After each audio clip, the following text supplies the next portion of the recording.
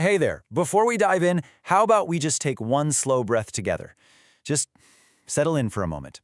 We're about to get really curious about our emotions, and honestly, this is the perfect place to do it. All right, let's just jump right in with a question that I'm pretty sure we've all asked ourselves. Ever have one of those tiny, fleeting moments of frustration, or maybe just a flicker of sadness, that somehow completely hijacks your entire day? What is actually going on there? Well, the answer starts with this idea that might just change the way you think about your feelings forever. It's all about understanding the natural rhythm of an emotion. And here's the kicker, it's surprisingly fast. 30 seconds. Yep, you heard that right, just 30 seconds. On average, the raw, purely physical experience of an emotion, as it actually moves through your body, only lasts for about half a minute. That's it. It's absolutely not the hours or sometimes even days that we feel trapped by it. So, what even is this emotional wave? The best way to think about it is as a purely physical thing. It's a sensation, like a small tide that just kind of rolls through your chest or your stomach or your throat. It's not a thought, it's a feeling in your body. And this wave, it follows this really simple, predictable path every single time. It rises up, it hits its peak intensity, and then, and this is the key part, if we just let it, it fades away, all on its own. Your body knows exactly what to do. The actual sensation is over before you know it. Okay, so if the physical part is only 30 seconds, why on earth does the feeling last so much longer, right? Well, that brings us to the tricky part, what we can call the mind's story loop. This is exactly how a tiny moment morphs into a whole mood. And here's where it all happens. The second that little 30-second wave starts, your mind notices, and it doesn't just sit back and watch. Oh no, it immediately jumps in and starts weaving a story around that feeling. It's trying to explain it, justify it, figure out what's going to happen next. And these questions, I bet they sound familiar.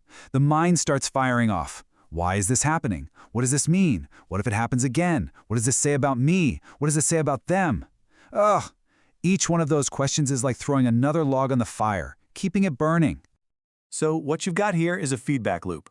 Step 1, that initial 30-second sensation in your body, it triggers your mind to cook up a story to try and make sense of it. And then, here is how the loop closes on itself. Every single one of those new thoughts, every little piece of that story, it sends a fresh signal right back down to your body, kicking off a brand new 30-second wave. The story itself literally creates another physical feeling. And this just lays it out so clearly, right? You've got the wave, a quick 30-second sensation you feel in your body. It's just a brief moment. And then you've got the loop, an hour of worry, a whole day of sadness, and it's all driven by the mind. Our mind takes that one tiny moment and spins it into this never-ending pattern. So the big question is, how do we get out of this loop? And the beautiful thing is, the answer is so much simpler than you'd think. It's not about fighting or forcing anything. It's just a gentle shift in where you put your attention. The doorway out is right back into your body. I love this quote because it just nails the whole practice. The moment you feel the texture instead of the story, the loop unwinds. It's all about that shift, you see, moving your focus from the story to the raw texture of the feeling itself. Once you do that, the whole thing starts to unwind. So what does this look like in practice? It's really simple. It's direct action. You consciously, gently, shift your attention away from all the what-ifs and the whys, away from the story, and you place it right on the physical sensation. You're just asking one simple question. What does this actually feel like in my body right now? And listen, you don't have to force anything here. You can use these really simple, gentle anchors to help guide your attention back. Things like just placing a hand on your chest, or taking one slow inhale, or even just noticing and softening your jaw. Each one is like a little doorway back into your body. All right, let's wrap this up into a simple practice you can literally use anytime, anywhere. Think of these as a few key questions that can guide you back home, right into your body.